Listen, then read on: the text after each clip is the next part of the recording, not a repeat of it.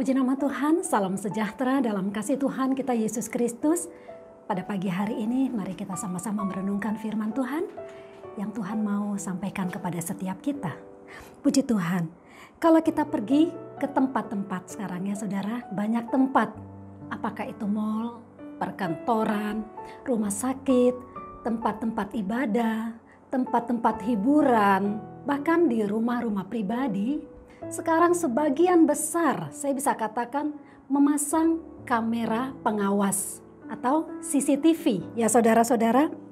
Sehingga apapun yang orang lain lakukan ketika dia berada di area yang ada pemasangan CCTV-nya, semua perbuatannya dapat terpantau. Nah, bahkan kamera pengawas ini juga sudah bisa tersambung di HP. Karena CCTV atau kamera pengawas ini sudah dapat tersambung di HP, dimanapun orang ini pergi dia bisa mengawasi keadaan seisi rumahnya. Dan dia akan merasa aman ya saudara, karena dia dapat memantau. Ketika orang menyadari bahwa apa yang dia lakukan, ya, apa yang dia perbuat itu ada di dalam pengawasan, maka ia akan menjaga sikap maupun perbuatannya. Dia tidak akan melakukan hal-hal yang tidak baik yang akan merugikan dirinya. Tetapi dia akan melakukan hal-hal yang baik, yang sopan, yang tertib, yang pantas. Bila orang melakukan pelanggaran, misalnya itu pencurian atau pelanggaran lainnya, dan apa yang dia lakukan itu tertangkap oleh yang namanya CCTV tadi, maka orang tersebut akan apa saudara? Dengan cepat akan menerima ganjarannya ya saudara, dari apa yang dia perbuat.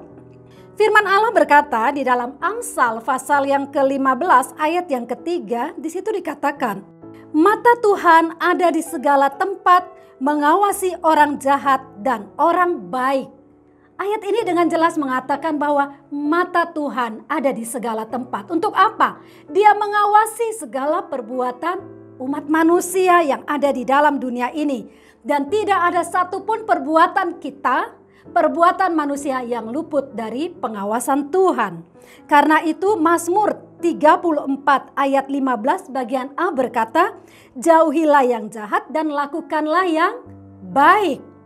Sebab setiap perbuatan, apakah itu baik ataupun itu jahat, pasti akan menerima balasan yang daripada Tuhan. Di dalam firman Allah ada dituliskan saudara-saudara, ketika Raja Saul dia terus melakukan pelanggaran, dia tidak taat kepada Tuhan, dia lebih takut kepada manusia daripada kepada Allah.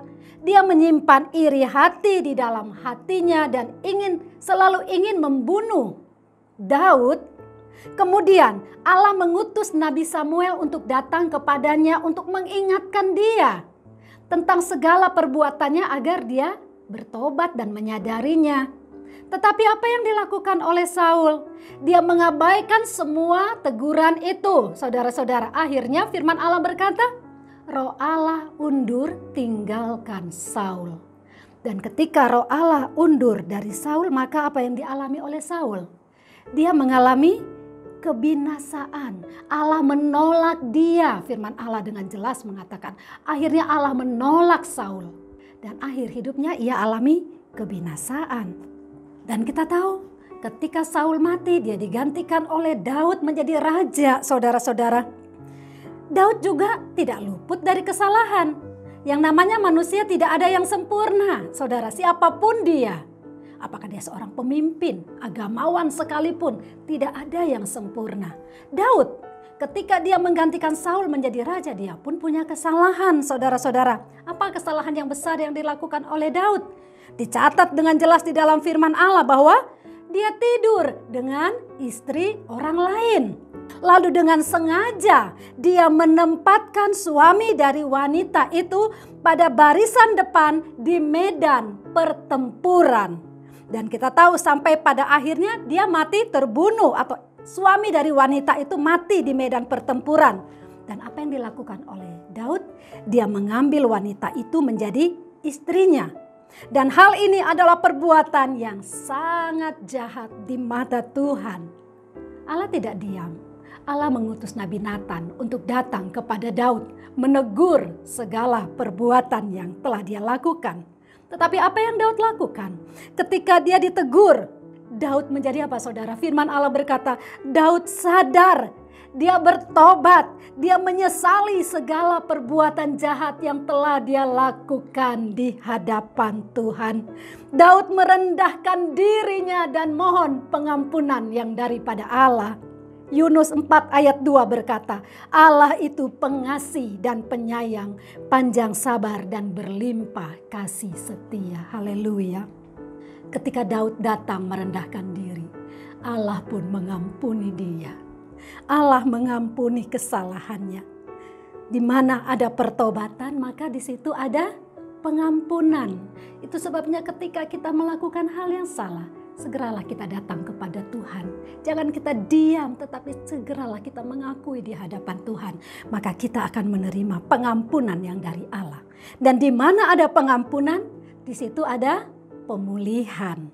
Di mana ada pemulihan, maka di situ ada berkat Tuhan yang dicurahkan dalam hidup kita. Puji Tuhan, sebagai orang percaya, kita tahu bahwa Allah memperhatikan setiap kehidupan kita. Tidak ada satupun dari antara kita yang luput dari perhatian Allah. Karena itu mari kita jaga selalu kehidupan kita. Jaga tutur kata kita. Jaga sikap dan perbuatan kita. Jaga hati dan pikiran kita. Agar selalu berkenan kepada Tuhan dan menyenangkan hati Tuhan. Karena Allah memperhatikan semuanya. Allah tidak hanya melihat apa yang kelihatan, tetapi dia melihat jauh ke dalam hati manusia. Haleluya. Oleh karena itu saudara, mari kita diingatkan pada pagi hari ini bahwa mata Tuhan ada di segala tempat. Ia mengawasi perbuatan seluruh umat manusia, baik ataupun jahat.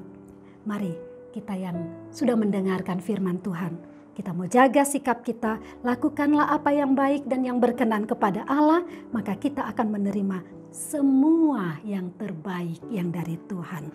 Karena setiap orang akan menerima upah dari perbuatannya. Puji Tuhan, mari kita berdoa. Bapa di surga, kami mengucap syukur kepadamu. Kami punya Tuhan yang selalu memperhatikan kehidupan kami. Tidak sesaat jua pun Engkau tinggalkan kami. Engkau selalu ada bagi kami. Apa yang kami lakukan, apa yang kami pikirkan, apa yang ada di dalam hati kami, Engkau perhatikan. Karena itu Tuhan, kuduskan kami selalu agar kehidupan kami senantiasa berkenan dan menyenangkan hati Tuhan.